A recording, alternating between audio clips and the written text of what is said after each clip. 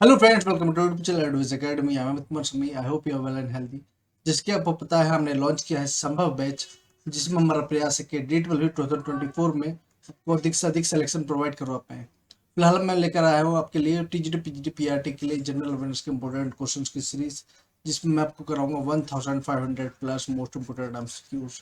ये पार्ट 18 है। जिन्होंने पहले पार्ट नहीं देखे हैं प्लीज जाकर देखिए, आप कुछ मिस कर रहे हैं। अगर आपको ये वीडियो अच्छी लगी तो प्लीज वीडियो को लाइक कीजिएगा, शेयर कीजिएगा, चैनल को सब्सक्राइब जरूर कीजिएगा। आपके सपोर्ट की सच में बहुत जरूरत है। 511 क्वेश्चन अब तक हम कंप्लीट कर चुके हैं। 512वें क्वेश्चन पर है। ये क्वेश्चन है कि निम्नलिखित में से किस शासक को भारत का नेपोलियन कहा जाता है? Which of the following ruler is known as the Napoleon of India? तो किसको को बोला जाता है? समुद्रगुप्त को बोला जाता है। किसको बोला जाता है? समुद्रगुप्त को भारत का नेपोलियन कहा जाता है। ठीक है, तो जो ऑप्शन है वो आपका एकदम करेक्ट है। नेक्स्ट क्वेश्चन है, भीमबेटका में प्रागैतिहासिक श्रेय, ठीक है, शैलाश्रम की संख्या कितनी है? ठीक है, what is the number of prehistoric rock shelter of in Bhimbetka? तो ये कितनी है? 243, 243। ठीक है, ऐसी है। ठीक है, रॉक शेल्टर्स हैं प्री हिस्टोरिक। नेक्स्ट है, देवी चंद्रगुप्तम के लेखक कौन है? तो ये कौन है? ये विशाख दत्त। विशाख दत्त ने देवी चंद्रगुप्तम भी लिखी है, और एक और लिखी है जो आप सबको पता है। वो कौन सी लिखी है? मुद्रा राक्षस। कौन सी लिखी है? मुद्रा राक्षस। मुद्रा राक्षस भी लिखी है और देवी चंद्रगुप्तम भी लिखी है विशाख दत्त ने। ध्यान रखिएगा। नेक्स्ट है, भारतीय समाज के बारे में किस चीनी यात्री का विवरण फो केरो की, ठीक है, फो केरो की पुस्तक में दर्ज है? तो किसने लिखा है? फाहियान ने लिखा है। किसने? फाहियान ने लिखा है। नेक्स्ट है, निम्नलिखित में से कौन सिंधु घाटी सभ्यता का सबसे उत्तरी स्थल है? तो कौन सा है? मांडा। उत्तरी कौन सा है? मांडा। देखो, उत्तरी मांडा है, पूर्वी आलमगीरपुर है मेरठ में जो है, ठीक है, पश्चिमी है सुतकांगडोर, ठीक है, और दक्षिणी है दैमाबाद महाराष्ट्र में जो है। एकदम ध्यान रखना, बहुत जरूरी है, आपको पता होना चाहिए। पूर्वी है आलमगीरपुर, उत्तरी है मांडा जम्मू कश्मीर में, पश्चिमी है सुतकांगडोर, ठीक है, बलूचिस्तान में, और दक्षिणी सीमा है दैमाबाद महाराष्ट्र में। आया समझ में? अब चाहे तो इसका स्क्रीनशॉट ले सकते हैं, मैं इरेज कर देता हूँ उसको। एक मिनट, इरेज कर दिया। आप स्क्रीनशॉट ले सकते हैं इसका। ले लिया? चले आगे। चल, तो इसका आंसर क्या है? मांडा है। ऑप्शन ए जो है वो एकदम करेक्ट है। आगे चलते हैं। नेक्स्ट है, भारत में मूंगा रेशम का उत्पादन सब करने वाला एकमात्र राज्य कौन सा है? तो ये असम। कौन है? असम है। इसमें एकदम करेक्ट है। नेक्स्ट है, Indira Gandhi super thermal power project निम्नलिखित में से किस राज्य में स्थित है? तो ये कहां पर है? ये झज्जर डिस्ट्रिक्ट में, हरियाणा। हरियाणा के झज्जर डिस्ट्रिक्ट में है। कहां पर? हरियाणा के झज्जर डिस्ट्रिक्ट में Indira Gandhi super thermal power plant. Next, निम्नलिखित में से कौन सी मछली की प्रजाति एक आक्रामक प्रजाति के रूप में पाई गई, जिसने, ठीक है, जिसे कृष्णा नदी के अन्य प्रजातियों की संख्या में गिरावट आई है? तो ये कौन सी है? फेरल फिश है। कौन सी है? Feral fish. ठीक है, जंगली मछली। ऑप्शन ए जो है वो एकदम करेक्ट है। नेक्स्ट है, भूटान अपनी सीमा किस भारतीय राज्य के साथ साझा नहीं करता है? तो देखो, ये भूटान है, तो ये किसके साथ नहीं कर रहा है? पश्चिम बंगाल के साथ कर रहा है? ठीक है, उसके बाद ये किसके साथ नहीं कर रहा है? मेघालय के साथ नहीं कर रहा है। किसके साथ नहीं कर रहा है? मेघालय के साथ नहीं।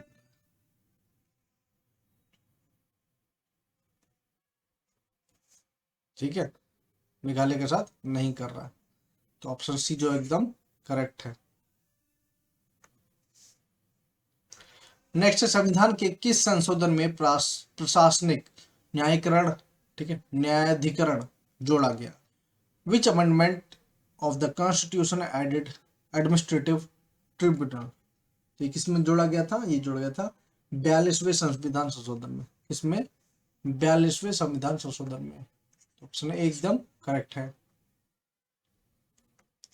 नेक्स्ट है, निम्नलिखित में से कौन सा आयोग भारत के संविधान के संशोधन द्वारा स्थापित किया गया था? तो ये कौन सा किया गया था? National commission for scheduled tribe. National commission for scheduled tribe, जो आपका डी ऑप्शन है वो एकदम करेक्ट है। ठीक है, national commission for scheduled tribe. Next है, 21वें संशोधन द्वारा निम्नलिखित में से किस भाषा को क्षेत्रीय भाषाओं में सबसे पहले जोड़ा गया था? तो किसको जोड़ा गया था? सिंधी को। किसको जोड़ा गया था? सिंधी को जोड़ा गया था। नेक्स्ट क्वेश्चन है, निम्नलिखित में से भारत के किस शासक ने सभी धार्मिक मामलों को अपने हाथों में लेने के लिए, ठीक है, महजरनामा जारी किया था? महजरनामा क्या होता है? ऐलान या आदेश जब दिया जाता है। तो किस शासक ने किया था? ये किया था अकबर ने। क्या किया था? अकबर ने, ठीक है, सभी धार्मिक मामलों को अपने हाथों में लेने के लिए ऐलान कर दिया था। महजरनामा बोलते हैं उसको, महजर बोलते हैं आदेश। नेक्स्ट है, कौन सी भाषा भारतीय संविधान की 8वीं अनुसूची में शामिल नहीं है? शामिल नहीं है, तो भोजपुरी नहीं है। अब एक बात ध्यान रखना, जो 22 ऑफिशियल लैंग्वेज है वो आपको पता होना चाहिए। कई बार ये पूछ लेता है कि इसमें से कौन सी शामिल है, कौन सी नहीं है, कोई भी क्वेश्चन पूछ सकता है। तो देखो, पहली देखो, असमीज है, बंगाली है, बोडो है, डोगरी है, गुजराती है, हिंदी है, कन्नड़ है, उर्दू है, कश्मीरी है, कोनकी है, ठीक है, मैथिली है, ठीक है, मलयालम है, ठीक है, मणिपुरी है, उसकी मराठी है, नेपाली है, उड़िया है, पंजाबी है, संस्कृत है, संथाली है, सिंधी है, तमिल है, तेलुगु। अब इसमें एक बात ध्यान रखना, इसमें कहीं भी इंग्लिश का जिक्र नहीं है। अगर आपसे पूछा जाए कि 22 लैंग्वेज में क्या इंग्लिश आती है, तो आप नहीं लगाओगे। ठीक है, कि 8वीं अनुसूची में इंग्लिश का जिक्र है तो नहीं है, ध्यान रखना। ये क्वेश्चन पूछा गया है इसलिए मैं बता रहा हूँ आपको, नहीं है इंक्लूडेड, इंग्लिश नहीं है। इंग्लिश एक ऑफिशियल लैंग्वेज है, वो अलग बात हुई। नेक्स्ट क्वेश्चन है, निम्नलिखित में से, ठीक है, निम्नलिखित मुगल शासकों में से, ठीक, में से किसने सती प्रथा के विरुद्ध कदम उठाया था? तो किसने उठाया था? अकबर ने उठाया था। किसने उठाया था? अकबर ने उठाया था, सती प्रथा के विरुद्ध। नेक्स्ट है, प्रेस बायोपिया को ठीक करने के लिए निम्नलिखित में से किस लेंस का उपयोग किया जाता है? तो बाईफोकल लेंस का किया। बाईफोकल लेंस आपने देखा होगा, जब एज एज हो जाती है तो इसमें ऐसा होता है कुछ, यहाँ पर हल्का हल्का ऐसा ऐसा कुछ आता है ना, है ना, देखा होगा आपने कुछ चश्मों में। तो ये क्या होता है? ये डिस्टेंस के लिए और ये नियर के लिए देखने के लिए होता है। ठीक है, ऊपर वाला डिस्टेंस के लिए और ये नियर के लिए। क्या किसके लिए होता है? प्रेस बायोपिया के लिए। ठीक है, ध्यान रखना। तो ऑप्शन सी आपका एकदम करेक्ट है।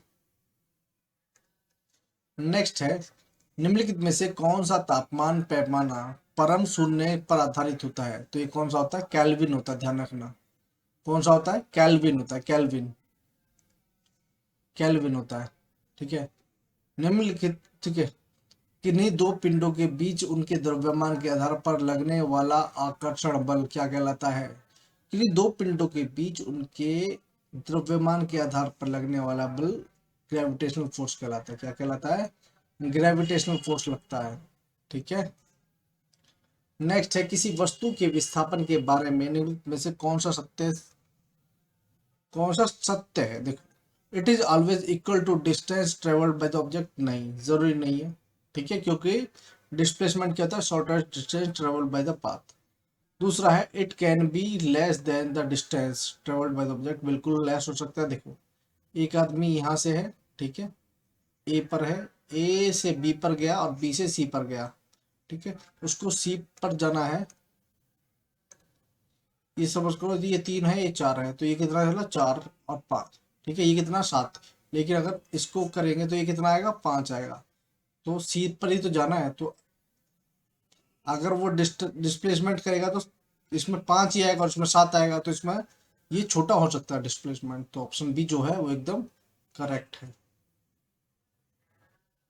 ठीक है, क्योंकि इसका फॉर्मूला क्या होता है, ए बी का स्क्वायर प्लस बी सी का स्क्वायर इक्वल टू ए सी का स्क्वायर होता है ना, पाइथागोरस थ्योरम, वही वाली बात।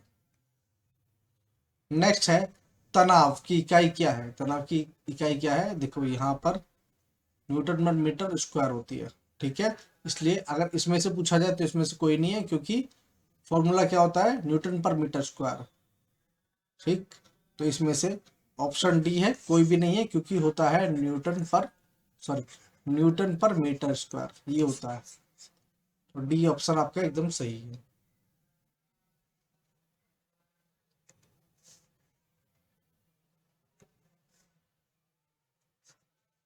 नेक्स्ट है हाइड्रोलिक लिफ्ट निम्नलिखित में से, ठीक है, किस सिद्धांत पर काम करती है, पास्कल लॉ पे काम करती है। किस सिद्धांत पर काम करती है, पास्कल लॉ पे काम करती है। आपने देखा होगा ये हाइड्रोलिक लिफ्ट होती है, यहाँ से प्रेस करेंगे तो ये फ्लूइड ऊपर करेगा, तो और इजीली ये चीजें ऊपर चली जाती है। नेक्स्ट है निम्नलिखित में से कौन पटाखे फोड़ने के कारण चमकीले लाल रंग का कारण होता है।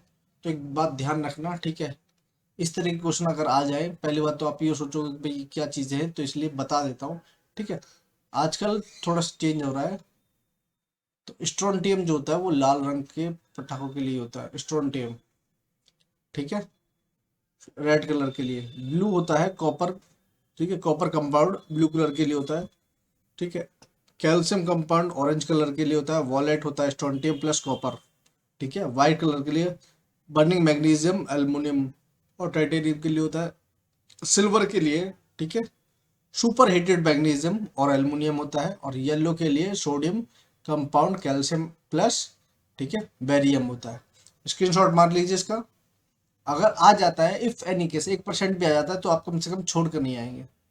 ठीक है, क्योंकि हमारी फाइट उनसे नहीं है जो नॉर्मल नॉर्मल एवरेज मार्क्स तो सभी ले आएंगे, लेकिन बात यह है जहां थोड़ा सा एडवांस हमें चलना पड़ेगा। ठीक है, स्क्रीनशॉट लीजिए इसका।